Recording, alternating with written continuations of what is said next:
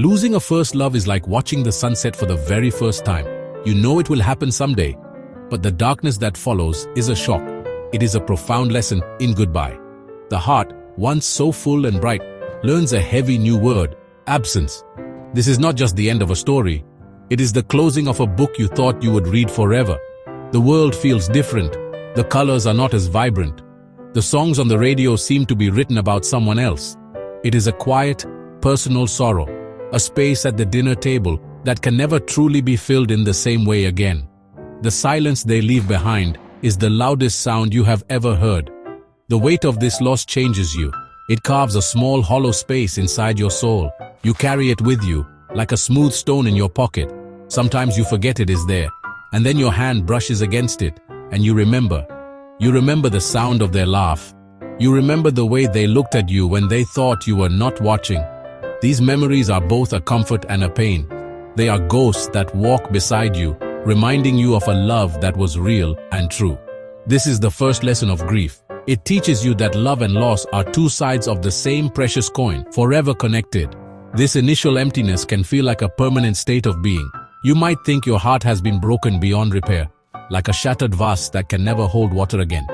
You look in the mirror and see a different person looking back, someone older, someone sadder. The future you once planned together disappears into a fog, and you are left standing alone on a road you do not recognize. It is a lonely journey, and the path forward is unclear. The simplest things, like a familiar scent or a shared inside joke, can bring a sudden wave of sadness that takes your breath away. It is a heavy burden to carry on your own. But even in this deep sorrow, there is a quiet strength that begins to grow. It is the strength of survival. It is the strength of having loved so deeply that the loss is just as profound. The heart, though wounded, continues to beat. It pumps blood. It keeps you alive. It reminds you that life, in its own stubborn way, goes on. This is not a betrayal of the love you lost. It is a testament to its power. Because they lived, you learned how to love. And because you loved, you learned how to grieve. This is the difficult, beautiful dance of being human. It is the first step on a long road to healing.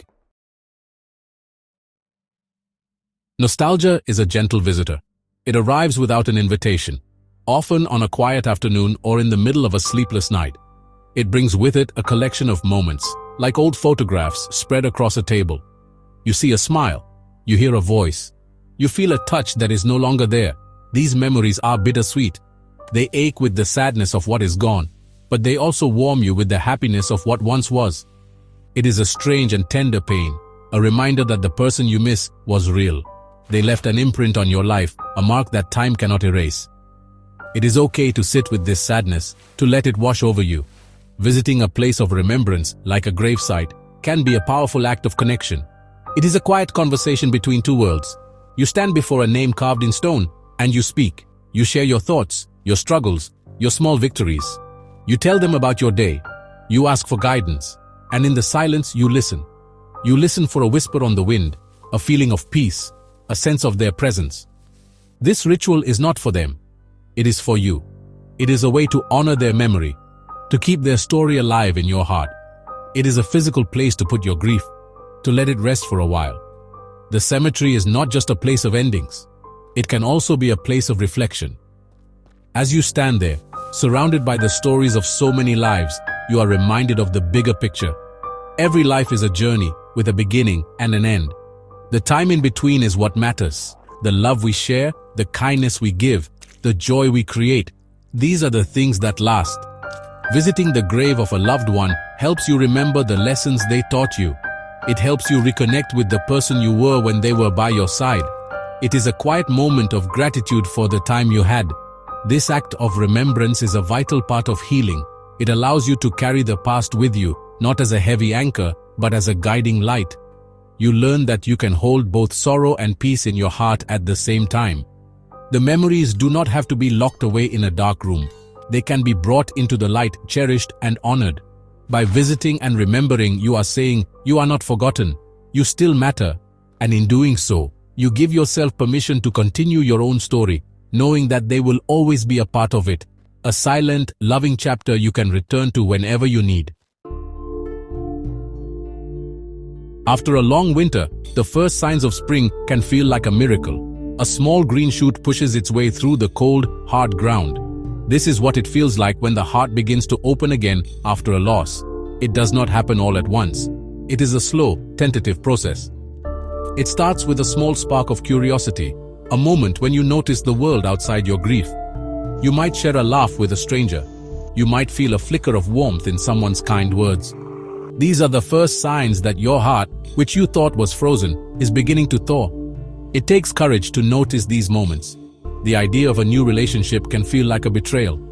You might ask yourself, is it too soon? What would they think? These questions are normal. They are born from a deep sense of loyalty and love for the person you lost. But love is not a finite resource. It is not a pie with only one slice. Loving someone new does not diminish the love you had for someone in the past. It is simply opening a new chapter in your book of life. The previous chapters are still there. They are part of your story. They made you who you are today. Allowing yourself to feel something new is not forgetting. It is growing. Finding the strength to be vulnerable again is a significant step. It means trusting someone with your story, including the parts that are scarred and tender. It means being honest about your past and your fears. The right person will not be scared away by your grief. They will understand that your capacity for love is immense because you have experienced its opposite.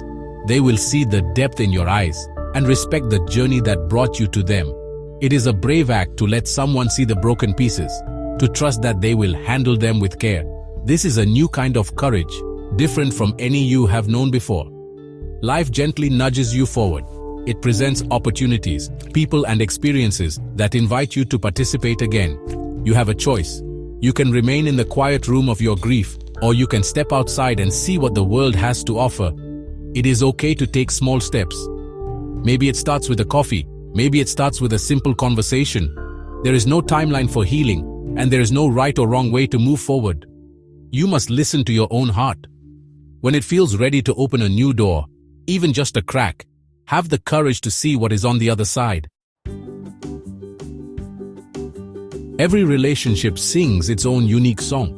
The love you shared with someone in the past had its own melody, its own rhythm. You knew the words by heart. A new love does not try to sing that same song. It creates a new one. It has a different tempo, a different harmony. At first, it might feel unfamiliar, even strange. You might find yourself comparing it to the old song, wishing for the familiar comfort of what you once knew. But if you listen closely, you will begin to appreciate the beauty of this new music. It is not better or worse, just different. It is a song for this new season of your life. This new love does not erase the past, it honors it.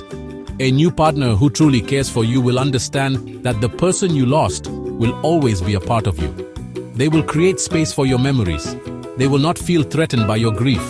Instead, they will see it as a testament to your ability to love deeply. Your past experiences have shaped you, giving you wisdom, compassion, and a greater appreciation for the preciousness of time. A new relationship can build upon that foundation, creating something strong and beautiful that respects all that came before it. You do not have to choose between the past and the present. Embracing a new beginning is an act of hope. It is a declaration that you believe in happiness again.